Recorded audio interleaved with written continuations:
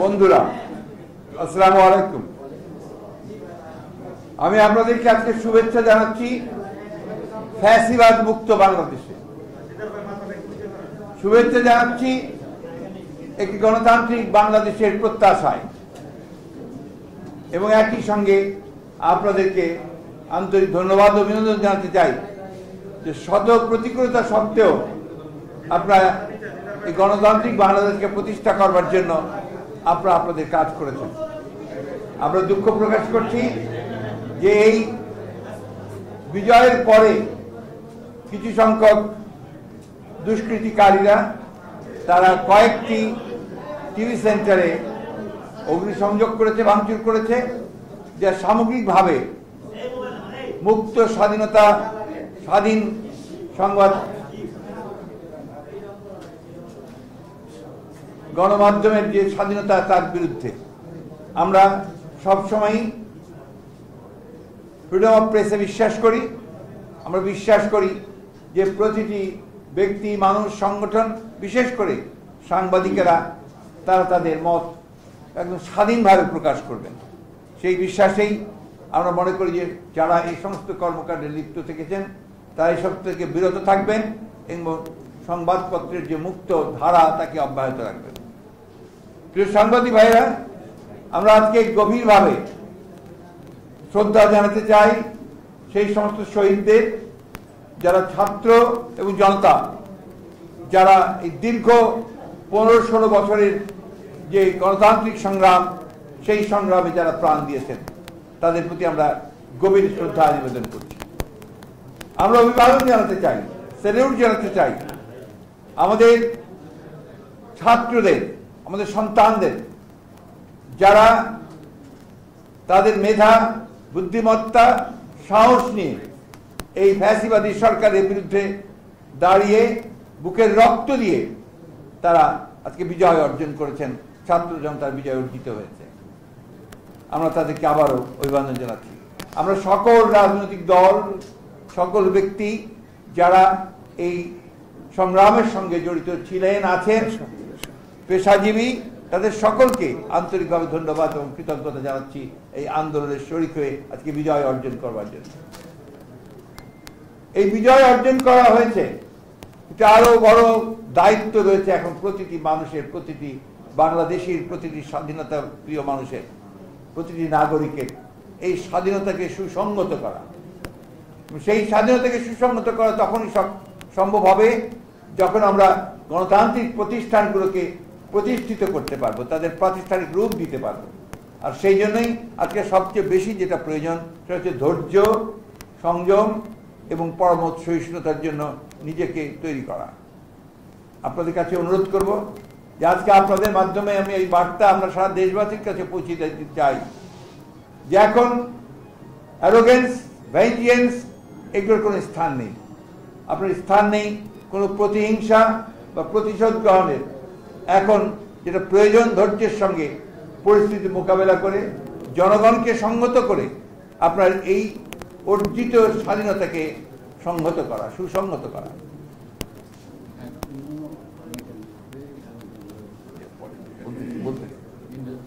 আমি আপনাদের মাধ্যমে সকলকে অনুরোধ করতে চাই আবারও এই অনুরোধটি আমাদের অত্যন্ত আন্তরিক এবং জরুরি যে আপনারা এটা সর্বক্ষেত্রে পৌঁছে দেবেন যে এখনো যারা এখন এই বিভিন্ন প্রতিষ্ঠানে প্রতিশোধমূলকভাবে অগ্নিসংযোগ করছেন, লুটপাট করছেন, বাড়িঘরে হামলা করছেন, এটা দয়া করে অবিলম্বে এই মুহূর্ত থেকে বন্ধ করুন।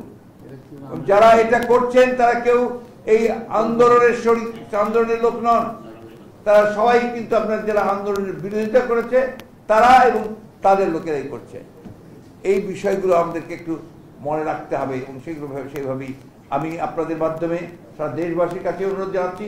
সেই সঙ্গে আমাদের দলের সকল নেতা কর্মীদেরকে আমি অনুরোধ করব যে তারা এই ব্যাপারে অত্যন্ত দৃঢ়তার সঙ্গে এদের বিরুদ্ধে প্রতিরোধ করে তুলে সমস্তকে একটা ঠান্ডা অবস্থায় তৈরি নিয়ে আসা করার জন্য ব্যবস্থা করে। দ্বিতীয় জিনিসটা যে পরবর্তী যেটা অত্যন্ত জরুরি, আপনারা জানেন যে গতকাল আমাদেরকে রাষ্ট্রপতি ডেকেছিলেন বিভিন্ন রাজনৈতিক দলকে, এবং সেনাপ্রধান এবং 3 বাহিনীর প্রধানরা সেখানে উপস্থিত ছিলেন, তারা ডেকেছিলেন। তাদের মাধ্যমে যে কথাবার্তাগুলো হয়েছে সে বিষয়গুলো আপনারা কালকে সবাই শুনেছেন।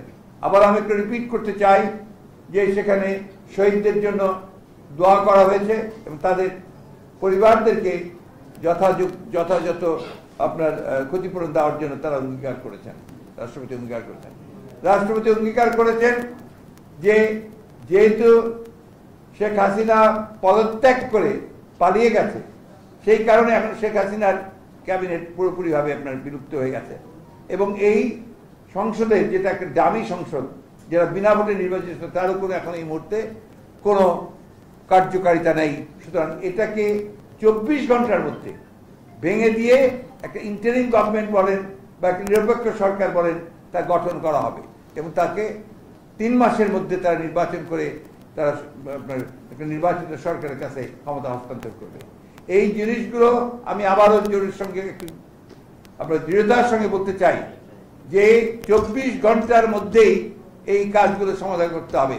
আমি রাষ্ট্রপতির কাছে আহ্বান জানাচ্ছি, কাল বিলম্ব না করে আপনি আজকে এর মধ্যেই 24 ঘন্টা প্রায় হয়ে যাচ্ছে, 2টার মধ্যেই আপনি দয়া করে এটাকে অবিলম্বে এই পার্লামেন্টকে ভেঙে দিয়ে আপনার একটা অন্তর্বর্তীকালীন নিরপেক্ষ সরকার গঠন করুন, অন্যথায় দেশে আবার রাজনৈতিক শূন্যতা দেখা দিতে পারে। আমি ধন্যবাদ জানাতে চাই আমাদের দেশপ্রেমিক সশস্ত্র বাহিনীকে।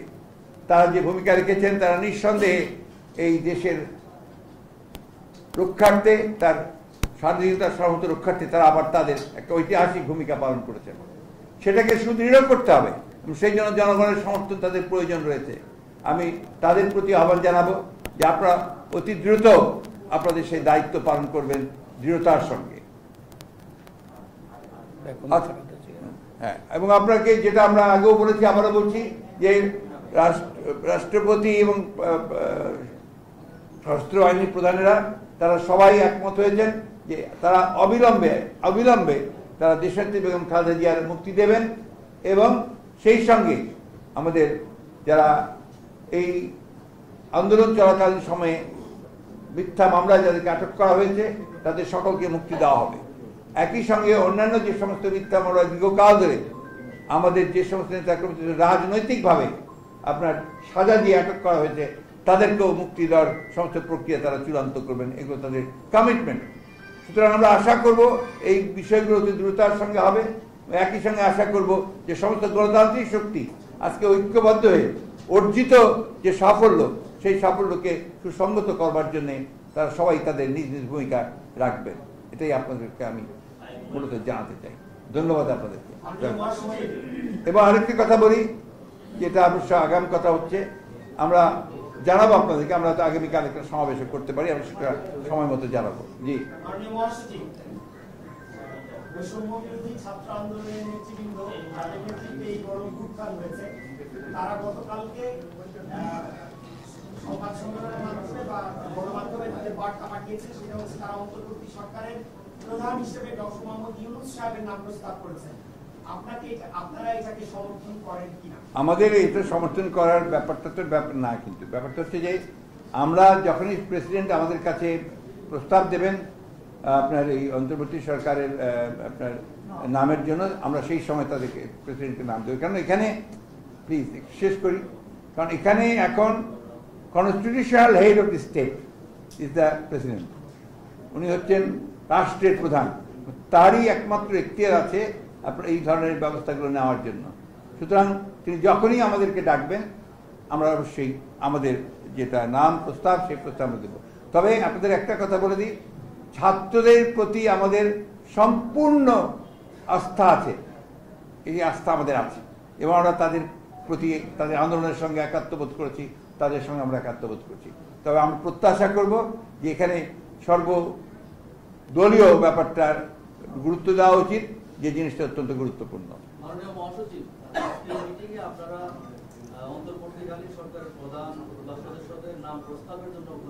না, আমরা সেটার কোনো নাম স্থির করিনি, এটা যখন করবো আপনারা জানতে পারবেন।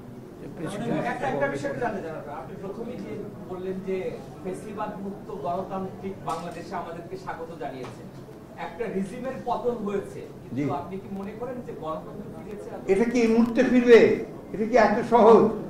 এই 50 বছরে সেই গণতন্ত্রকে এস্টাবলিশ করা যায়নি। সুতরাং এটা তো সূচনা। আর কিন্তু এখন আমরা রাহু মুক্ত হয়েছি। আমরা একটা ফ্যাসিবাদের যে মূল হতাম, জনগণ তাকে সরিয়েছে, সে পালিয়ে গেছে, জনগণ তাকে বিতাড়িত করেছে। সেইখানেই আপনার এটা একটা বড় বিজয় নিঃসন্দেহে, সেই বিজয়টাকে কনসিডার করতে হবে। নিশ্চয়ই ম্যাডাম এই খবরটি শুনেছেন যে দেশে যা করছে, তো ম্যাডামের কি প্রতিক্রিয়া? ম্যাডাম প্রথম যে কথাটা বলেছেন যে সবাইকে শান্ত হতে বলো, আর এইখানে এখন এমন কোন ধরনের সিচুয়েশন তৈরি যেন না হয় যাতে অর্জিত বিজয় আবার ছিনিয়ে না নিয়ে যায় কেউ। এবং জনগণকে তিনি অ্যালার্ট থাকতে বলেছেন যে এই বিজয় যেন কেউ ছিনিয়ে নিতে না পারে। ম্যাডামের মুক্তির ব্যাপারে কথা হয়েছে, আপনারা জানিয়েছেন দেশবাসী নিশ্চয়ই আনন্দিত। ম্যাডাম জনসম্মুখে কবে নাগাদ আসতে পারে? উনি যখন নিজেকে মনে করবেন যে শি ইজ ফিট, তিনি অত্যন্ত অসুস্থ, আপনারা জানেন। আমরা কাল রাতেই তার সাথে দেখা করেছি, অত্যন্ত অসুস্থ। সুতরাং যখনই তিনি সুস্থ হবেন, ফিট মনে করবেন, তখন তিনি জনগণের সামনে উপস্থিত হবেন। উনি যখনই মনে করবেন নাও হি ক্যান কাম ব্যাক, আমরা অলরেডি তাকে আমাদের অনুরোধ জানিয়েছি যেন দ্রুত চলে আসেন, সেই ব্যবস্থা হবে ইনশাআল্লাহ।